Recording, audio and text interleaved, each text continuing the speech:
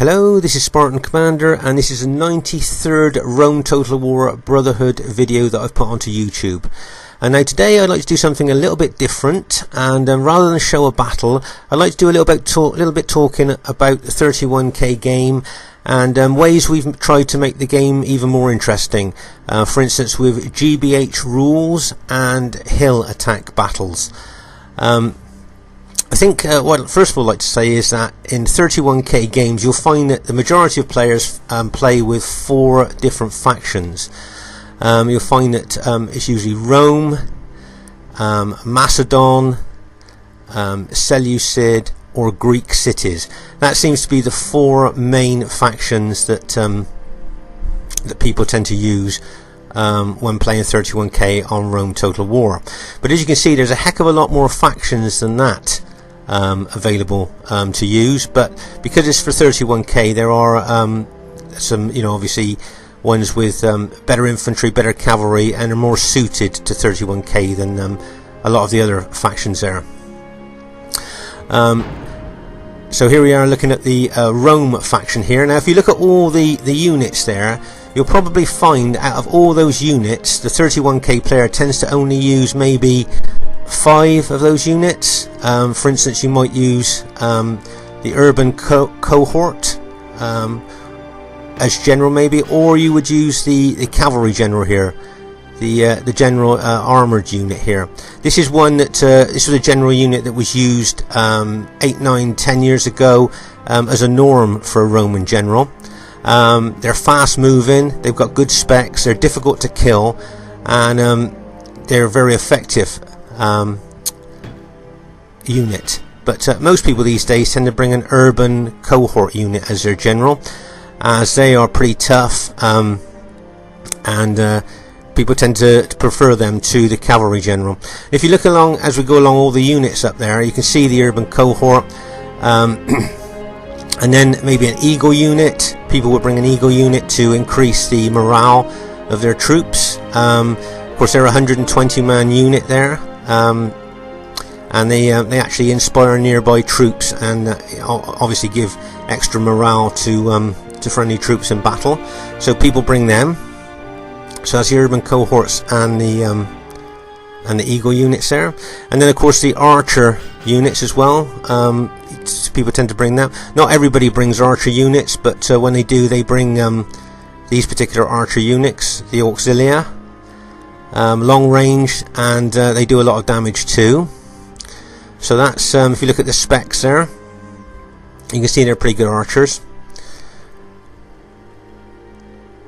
Now if you look at this particular cavalry, these 2 different types of cavalry here, the price is not a lot different from these 2 lots of cavalry, and their specs don't look that much different, except that the Praetorians have got more of an attack. But actually if you use them in battle, you'll find that those legionary cavalry will die a lot quicker than the Praetorian cavalry. And that's why people, I don't think you ever see legionary cavalry being used these days. It's always Praetorian cavalry, because they're so much better. So that's 4 units there, the main 4 units that use. Sometimes people might bring peasants as an additional pile of shield. But if you look at the urban cohort here, you can see that most people put gold on. But if you notice my general, I've put a stripe on him. Now that stripe is an experience stripe, and units with a stripe on tend to fight longer and hold longer in battle than just a gold unit. So but they are more expensive. And then we move on to the Macedon unit here, faction. Now you can see that you've got their pikemen. That's the mainstay of their infantry there. They've got very long pikes, so enemy infantry fighting them have got to fight down their long pikes to be able to get to them. And then you've got the Macedon companion cavalry. Now these cavalry are pretty tough, and have got a great charge. If you look, they've got a 9 charge on them, which is a massive charge, and they're very capable cavalry, and used properly can be battle-winning troops. So you've got the pikemen and the companion cavalry, and then their long-range Cretan archers. I mean, basically that's the 3 units of Macedon that most people bring in the 31k battle. But if you look, there's a lot more units up there, but that's just the number of units that people bring for Macedon, because that's their 3 strongest units there. So yes, that's for Macedon. Move on to the Seleucids now. Now for the Seleucids, what you might want for their general, you could bring their a heavy cataphract cavalry unit with good upgrades on. That's a pretty tough unit to have as a general unit. If you look at the specs there, massive defense. As we say, the cataphracts, we tend to call them the tanks of the ancient world. Or you can have, if you like, the proper cavalry general as your main general there. Look at the specs on there with the hit points as well, not bad. Or you can use maybe a silver shield legionnaire. If you notice, they've got good defense, and they would be difficult to kill. And if you put them in with your infantry, obviously you can give your infantry the general morale bonus, as Seleucid infantry morale is not that good. Then you've got the silver shield pikemen there. These guys are like have got very long pikes, and if you keep them tight, each unit tight, to stop them enemy units getting around the flank, they can be quite a formidable force. Then you've got the Seleucid archers, very low range archers. They're cheap to buy, and even if you put good upgrades on them, they're not really that good, but they do give you a bit of archer cover there. And then you've got the scythed chariots, the Seleucid scythed chariots. These are very good at scaring nearby enemy, and you can, if used correctly, you can cause a mass rout with lots of these scythed chariots, but they do run the risk of running amok. You might have seen some of my battle videos where you see them actually run amok. They run out of control, and then they kill enemy and friendly troops as well, and can become a menace on the battlefield. So that's basically the units that you would bring for Seleucid there. Of course, they're heavy cataphract cavalry. As I say, they're we call them the tanks of the ancient world. They're very effective. So if you kind of bought a chariot cavalry combination there within your 6 cavalry max, that could be quite devastating. But as you can see, that's only the 5 units out of all those units that we tend to use in 31k. So once again, that's the best, strongest units. Then we move on to the Greek cities. As you know, the legendary Spartans there, the toughest infantry in the ancient world, and that is reflected in this game. As you can see, the specifications on these Spartans is very high, with their 2 hit points as well. These guys are extremely tough. And then you've got the armoured hoplites. If you put good upgrades on them, these troops can be pretty good as well. Either fighting, or you can use them as pilot shield units. They're quite effective troops as well, but really the Spartans are the mainstay on there. And then you've got their Cretan archers there. Now with this faction, you've got outstanding infantry, outstanding archers, but they've got a very big shortage of cavalry. And if you look at the Spartans there, if you put a stripe on a Spartan on top of all the specifications, they are really difficult to kill.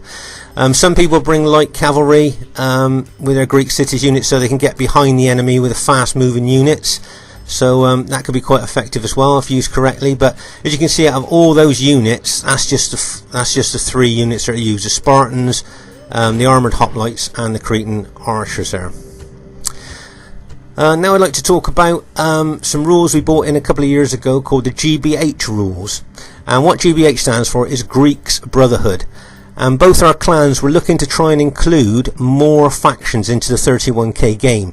As you can see, the 4 main factions that are usually used on 31k I just showed you. But there's all these other factions that we tend not to use. So what we did was we come up with a new set of rules called the G.B.H rules, Greeks Brotherhood rules, and that is we made 8 cavalry max for Seleucid, Britons, Pontus and Egypt, and 10 cavalry max for Parthia, Scythia and Armenia. This is just to encourage, as I say, as many new factions into RTW as we could get. Also for Numidia, if you look at the Numidia faction, you'll see that they're very, very... if you look at Numidia, you can see that their units are not very good at all. Imagine bringing this army, any army from this, to a 31k battlefield. So what we decided to do was to make it a 3 ele max for Numidia. So they've actually, you can see they've got elephants there, and if you wanted to, you could bring like an attacking army. You could bring, say, 3 elephants, and maybe we would like maybe have a no cavalry max for Numidia as well. So you could bring 3 elephants and maybe a general unit cavalry, and maybe some archers as well, just to cover them. And you could kind of have an attacking army there, where you could like maybe form up behind your allies, and then when a situation occurs, you could charge in with all your elephants and your general cavalry units there. And you know, we did try this. Some people didn't like having the L's in the game, but others thought it was a good challenge, because obviously if you were facing Numidia, you were expecting elephants, so you built anti-elephant units, or you bought armies maybe with pikes that could repel the elephants. So as I say, if you look at all those units on Numidia, really the only thing we could do to help them for a 31k game was actually bringing in the 3 Elis max rule, just to bring them in. Looking at the Brits faction here, as I say, some people do bring Britons to the ordinary 31k game, mostly because they like using the head hurlers. The head hurlers are actually, the heads they throw are effective against armour, and they can spread panic for enemy troops. So they can help to cause mass routes. There you have the druids. If you bring a druid unit, it inspires the nearby Brits, keeps them fighting longer, it gives them the morale boost. So and then we have a look at Thrace. How many times do you see Thrace brought to the 31k battlefield? And my guess is not very often. Or Spain, you don't see Spain bought, let alone Gaul. There you go, and there we are looking at Thrace. Now if you look at Thrace, there wasn't a lot we could do to really help them with the 31k, so what we thought was maybe we could bring a 2 RT max in for Thrace. So for Thrace they would have 2 artillery, and then whatever army they wanted to bring on top of that. That's something we looked at to give Thrace a bit more of a chance on the battlefield. And also if you look at Spain as well, you might think that their bull warriors look good with their high specs, but actually in reality, if you take them on the battlefield, those bull warriors are not very good at all. They tend to die quite quickly, and it's almost like their specs don't tell the truth. And then we move on to Gaul. The Forester archers, I think, are probably the best archers in the game. They got long range, they're really tough, and also for their secondary weapon they have a small spear. So if the enemy get cavalry onto those archers, if you alt attack with them, they bring out their small spears and they become almost like anti-cavalry troops, so they can repel cavalry units as well. So the Gaul faction is quite interesting to look at, and people did bring them with this G.B.H rules. So basically when we played with G.B.H rules, all the factions that you can see here we bought. Even Scythia, if you notice, Scythia's got these headhunting maidens. Of course we made it to 10 cavalry max. The headhunting maidens are actually effective against armour cavalry, and are very effective. Also you've got the long range archers of Scythia as well. Their infantry is pretty rubbish, but of course with 10 headhunting maidens you could bring lots of their long range archers and just a few of their infantry really well upgraded. So that's what we did with Scythia. So that's it's the way we tried doing the best we could with all these all the different factions in Rome Total War, because obviously for 31k it's just the 4 main factions that were being used, and both the Greeks and the Brotherhood wanted to try and get as many other factions as we could. Now Germania is sometimes brought to the 31k battlefield under normal rules. As you can see, Germania is pretty good. They've got the Berserkers, extremely tough units and can cause mass routes. You've got their Night Raiders, tough troops, but they also scare nearby enemy troops.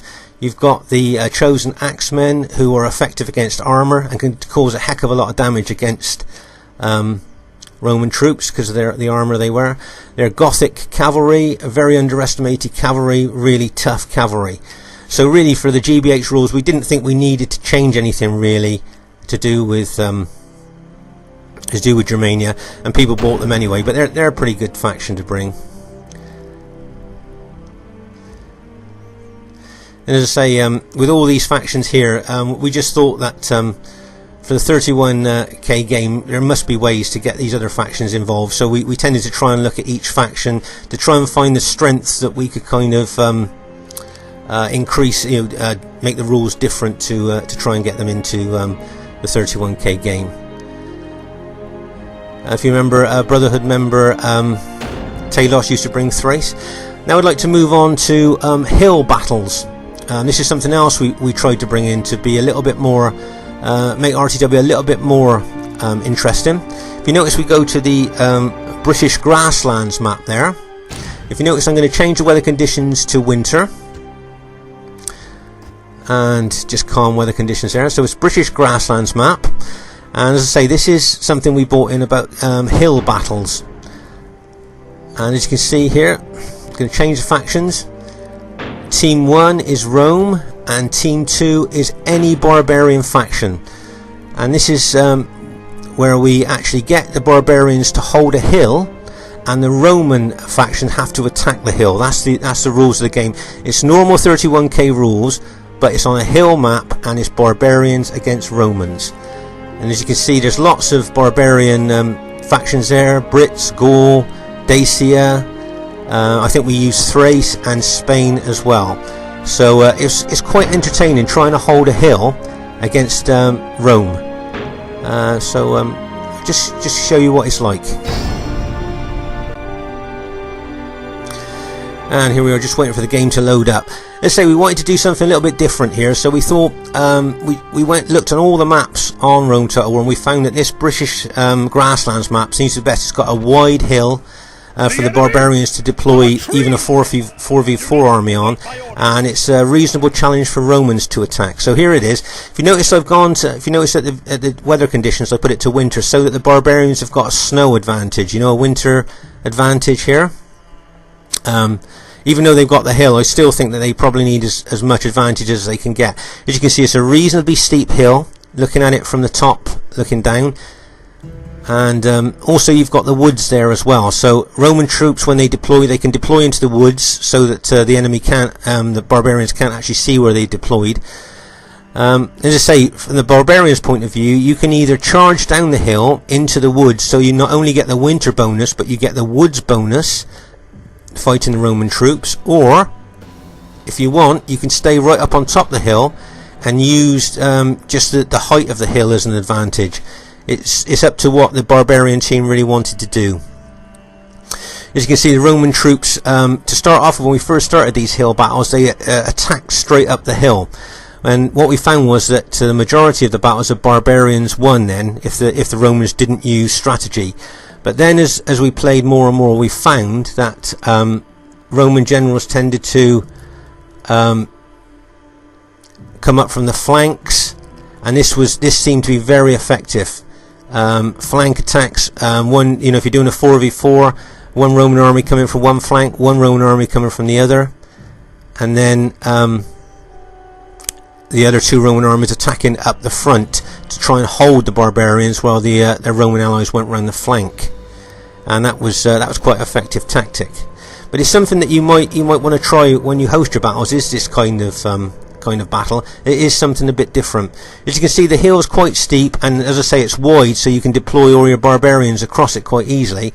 And it's such a big map that the Romans can actually use strategy as well. And here you are. I've just started the battle now, as you can see. Obviously, the Germans are in AI control, and as you can see, the AI is taking them down the hill. Possibly thinking they're going to get the woods bonus as well as a snow bonus here. You can see the two Roman units that I've got there. I've got no upgrades on, so I'm just going to charge them up the hill into the German, a couple of German units coming down. But you see, with the downhill charge, with the winter bonus plus the woods bonus, it's quite a big. It's an advantage for the barbarians, but they really need as much as they can get. I'm just going to pause the game here so you can see actually how the German units, the AI has decided that it's going to charge down from the hill. So you've got the downward attack, which is going to give you an advantage, or you can stay up on the hill and let the Romans come up to you. It depends on what strategy you as a team of the barbarians decide you want to do. You might want to charge down so you can get the woods bonus, or you might want to stay as high up on that hill as you can to let the enemy come at you. As you can see, the 2 Roman units are now charging forward against the I think it's the effective against armour German infantry there.